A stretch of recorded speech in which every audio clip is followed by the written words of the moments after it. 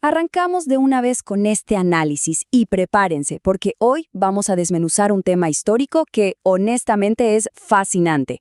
Nuestra fuente de hoy plantea una idea directa que desafía siglos y siglos de tradición. Básicamente postula lo siguiente: si se necesita usar el miedo para lograr que alguien crea en algo, tal vez no estemos hablando de una verdad absoluta, sino más bien de un mecanismo de control. Hoy vamos a explorar este debate a fondo. Vamos a poner lupa sobre los textos históricos originales y a compararlos frente a lo que se ha predicado comúnmente a lo largo del tiempo. Es un viaje súper revelador a través de la historia y el lenguaje, así que entremos de lleno en esto. Piensen por un momento en esta gran paradoja. ¿Qué es el centro de este material? Por un lado, tenemos esa afirmación universal, hermosa y reconfortante de que Dios es amor. Pero, en paralelo, y casi en la misma oración, coexiste la narrativa bastante oscura del tormento eterno. A ver, hay una contradicción lógica gigantesca aquí que la fuente nos invita a mirar con una mente abierta. ¿Cómo encaja exactamente la idea de una deidad que represente el amor perfecto con el concepto de imponer un castigo infinito? Según el análisis que estamos revisando, simplemente no cuadran. Y el argumento es que el problema real no es la divinidad en sí, sino lo que ciertas instituciones hicieron con ese mensaje original a lo largo de los siglos. Y es que, seamos sinceros, estas narrativas nos suenan muchísimo a todos. Frases tipo arrepiéntete o enfrenta al infierno eterno, referencias súper gráficas a un fuego sin fin, o esa advertencia constante de un castigo para siempre. Según la fuente, esta es la doctrina clásica del infierno con la que muchísima gente ha crecido. Establecer esto es súper importante, porque nos da el punto de partida, nos permite tomar esta mitología moderna y contrastarla frente a frente con lo que realmente dicen los documentos históricos. Pero ojo, que aquí viene un giro de tuerca total. La clave lingüística de todo este debate está en las palabras exactas que usó la figura histórica de Jesús. Él no habló del infierno tal como lo pinta la cultura pop actual. Usó un término muy específico: Gehenna. Y la gran sorpresa es que la Gehenna no era una dimensión espiritual de fuego o una amenaza en el más allá. Era un lugar físico y literal. Hablamos del Valle de Hinón, ubicado justito a las afueras de los muros de la antigua Jerusalén. Este simple detalle lo cambia todo, porque transforma la advertencia de algo místico invisible a algo tangible y terrenal. Tomemos esa famosísima frase, donde el gusano no muere y el fuego no se apaga.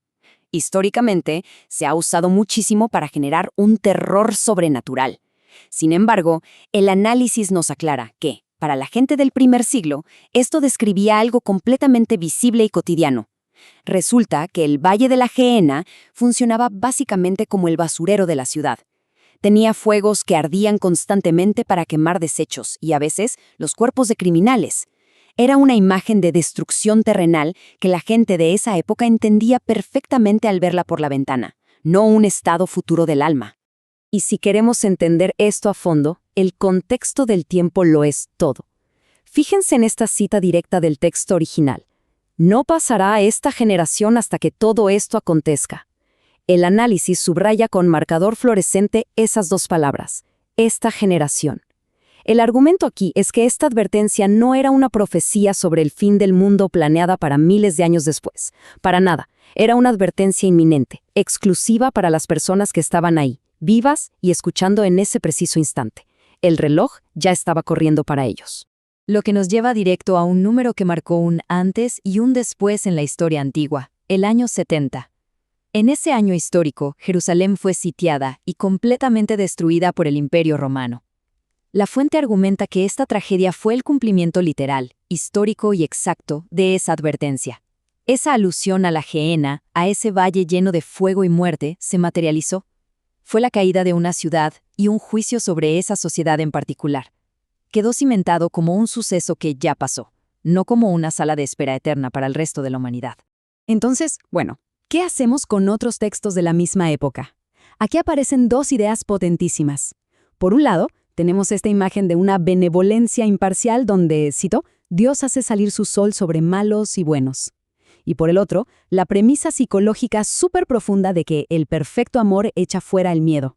Hay una incompatibilidad tremenda aquí. El análisis señala que infundir terror absoluto y predicar amor incondicional son como el agua y el aceite, operen en frecuencias completamente opuestas. Y aún así, la narrativa tradicional muchas veces prefiere pasar estos textos por alto. Para sumarle peso a este contraste, la fuente nos trae la voz de otra figura inmensa de la historia, el apóstol Pablo. Él plantea esto: así como en Adán todos mueren, también en Cristo todos serán vivificados. Y hay más textos que respaldan esta misma visión de que, al final del día, todo será restaurado. La palabrita mágica que resalta la fuente aquí es todos. Es un mensaje radicalmente distinto. Nos habla de una restauración universal, donde la redención no es un pase VIP exclusivo para unos poquitos que lograron esquivar un abismo, sino que tiene un alcance absoluto. Llegados a este punto, hay que detenernos un segundo para procesar. Si resulta que el mensaje central era el amor, si el alcance de esa redención es verdaderamente para todos, y si aquel famoso y temido juicio fue, de hecho, un evento histórico que ocurrió hace casi 2 milenios, surge la gran pregunta: ¿por qué, en pleno siglo XXI, se sigue asustando a la gente de esta manera? Aquí es donde nuestro análisis da un salto súper interesante de la historia pura a una crítica sociológica. Nos obliga a reflexionar sobre los motivos reales por los que esta narrativa de amenaza sigue tan pegada a nuestra cultura. Y la respuesta que plantea la fuente va directo al grano: el miedo controla y el amor libera. Según el texto analizado, mantener viva la idea de un infierno eterno no se trata de salvar almas, más bien se enmarca como un mecanismo deliberado y fríamente calculado de control sistémico. Históricamente, piénsenlo, las instituciones que necesitaban gobernar sobre las masas se dieron cuenta de algo muy simple. El terror psicológico es una herramienta 1000 veces más efectiva para mantener a la gente sumisa y leal que la libertad genuina que otorga el amor. En resumen, si ponemos los datos sobre la mesa, el andamiaje del mito se cae a pedazos. Repasemos. La Gehenna era un valle que podías caminar. El fuego constante era una metáfora de destrucción física inminente. Y esa catástrofe que se anunciaba no está en nuestro futuro, sino en nuestro pasado, allá por el primer siglo. Al ver estos hechos crudos, la fuente demuestra cómo toda la estructura basada en el miedo pierde su base por completo. Pero claro, la duda inevitable es: si esta idea de tortura eterna no estaba en los textos originales, ¿de dónde salió? La fuente rastrea esta evolución y es como ver el teléfono descompuesto más largo de la historia. Todo arrancó con nuevas interpretaciones que, poco a poco, se desconectaron de su contexto cultural. Con los siglos, esas interpretaciones se fosilizaron y se volvieron tradiciones intocables.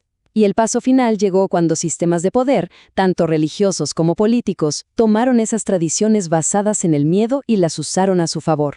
Así es como la necesidad de control terminó moldeando una teología entera. Ya para ir atando cabos, es vital observar cuál era realmente la intención fundacional detrás de todos estos textos. Según los documentos históricos y este exhaustivo análisis, la meta nunca fue aterrorizar a la gente para sumar seguidores. 0. Se basaba en 3 pilares que cambian las reglas del juego: amor incondicional, restauración universal y libertad genuina. Es un contraste brutal frente a las doctrinas rígidas modernas centradas en el temor y el castigo. Y a la vez es un recordatorio gigantesco de cómo un mensaje puede deformarse drásticamente dependiendo de quién tenga el micrófono a lo largo de los siglos. Y bueno, es más que justo darle crédito a quienes armaron este rompecabezas. Todo este material analítico proviene del proyecto El Apocalipsis Ya Pasó. La misión que tienen es súper valiosa. Se dedican a escarbar y revelar el contexto histórico, cultural y lingüístico de los textos antiguos, alejándose kilómetros de la idea de predicar con miedo. Es un enfoque que busca desmitificar creencias muy arraigadas, dándonos una herramienta informada y crítica para examinar dogmas que llevan miles de años entre nosotros. Lo cual nos deja con una reflexión final ineludible. Sin miedo, sencillamente no hay control. Es la conclusión lógica de todo lo que acabamos de revisar. Si el telón de fondo del terror eterno se cae al entender la historia real, las estructuras que dependieron de él pierden toda su fuerza. Y eso nos deja con una pregunta monumental frente a nosotros. ¿Qué pasa realmente cuando se elige la libertad por encima del miedo? ¿Cómo cambia nuestra forma de vivir, de relacionarnos y de ver el mundo cuando el motor de nuestras acciones deja de ser una amenaza invisible y pasa a ser la pura libertad de elección? Definitivamente es algo para quedarse pensando. Nos vemos en nuestro próximo análisis.